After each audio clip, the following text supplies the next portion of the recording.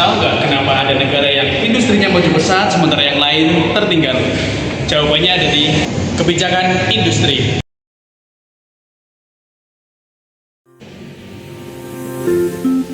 Secara akademis, kebijakan industri adalah serangkaian aturan, strategi, dan intervensi pemerintah untuk mengarahkan perkembangan sektor industri agar efisien, kompetitif, dan berkelanjutan.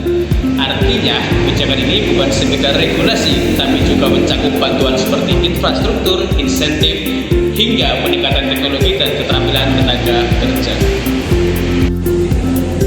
Di Indonesia sendiri, kebijakan industri memiliki beberapa landasan penting. Yang utama adalah Rencana Induk Pembangunan Industri Nasional (RIPIN) 2015-2035 sebagai pedoman jangka panjang. Selain itu, ada Undang-Undang Perindustrian Nomor 3 Tahun 2014 yang menjadi dasar hukum pengelolaan sektor industri. Pemerintah juga meluncurkan inisiatif Making Indonesia 4.0 untuk menyiapkan industri menghadapi era digital dan teknologi canggih.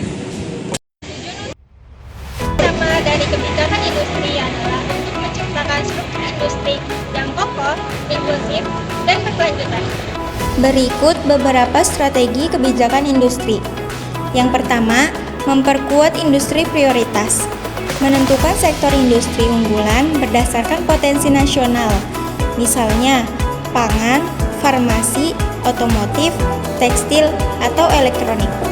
Mendorong investasi di sektor industri strategis dan berteknologi tinggi.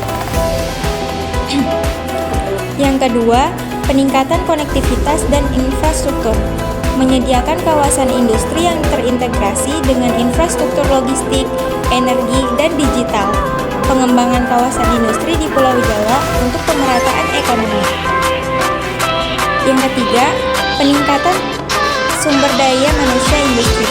Penguatan pendidikan vokasi dan pelatihan industri berbasis kebutuhan dunia kerja, link and match.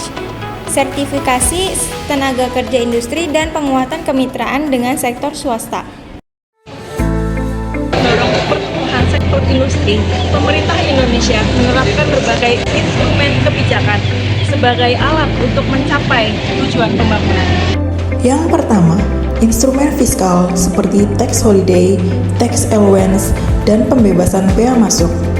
Insentif ini menarik investor di sektor strategis seperti baterai listrik atau petrokimia agar modal dan nilai tambah tumbuh di dalam negeri.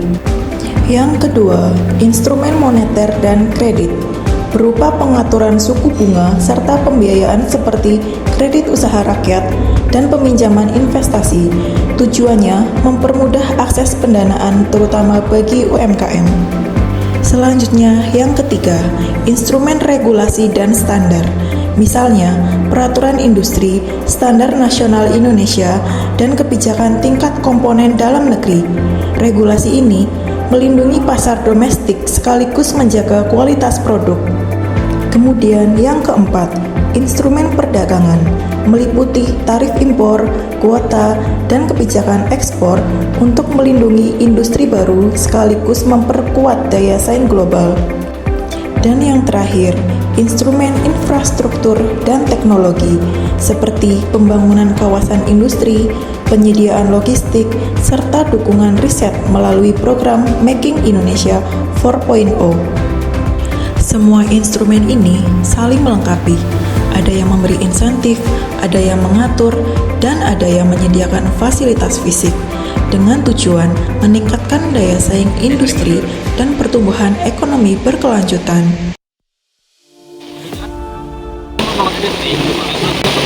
Bagi perekonomian, sehingga kebijakan tersebut sangat penting untuk menentukan arah pembangunan bangsa.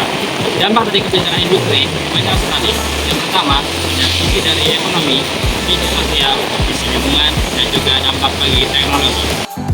Dari sisi ekonomi, kebijakan pembangunan industri membawa dampak positif. Salah satunya kebijakan hilirisasi nikel menjadi contoh nyata. Dulu Indonesia hanya mengekspor nikel mentah, sekarang nikel bisa diolah menjadi bahan baku baterai untuk mobil listrik. Yang kedua, dari sisi sosial, pembangunan kawasan industri seperti di Karawang atau Batang membuka ribuan lapangan kerja baru.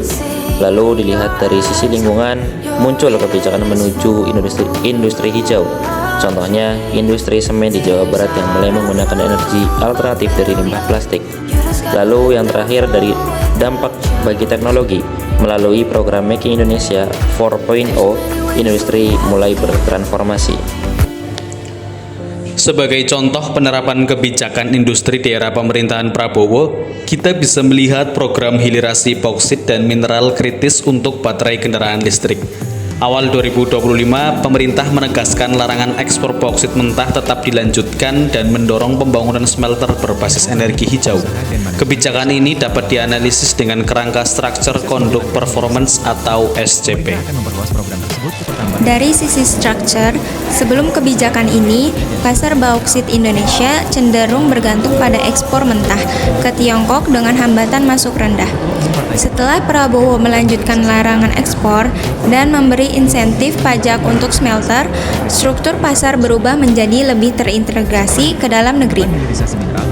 Masuknya investor besar seperti CATL, Cina, dan Hyundai menambah konsentrasi kepemilikan dan meningkatkan hambatan masuk bagi pemain baru. Perubahan struktur tersebut mempengaruhi kondak atau perilaku perusahaan.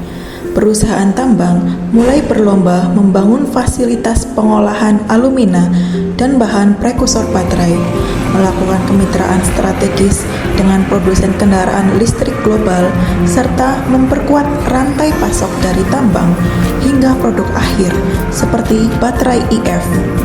Hasilnya terlihat pada performance atau kinerja industri. Produksi alumina dan bahan baterai di dalam negeri meningkat, ekspor produk olahan mulai tumbuh, dan potensi penciptaan lapangan kerja baru semakin besar. Namun, tantangan lingkungan seperti limbah merah atau red mud dan resiko oligopoli tetap menjadi catatan penting yang membutuhkan pengawasan ketat.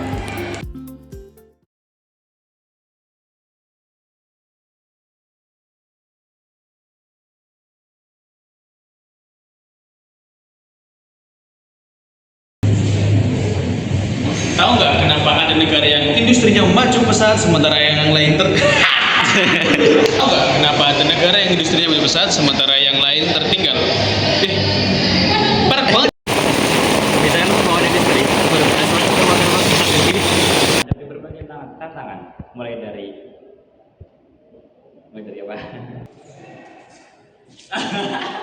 Malah guyu.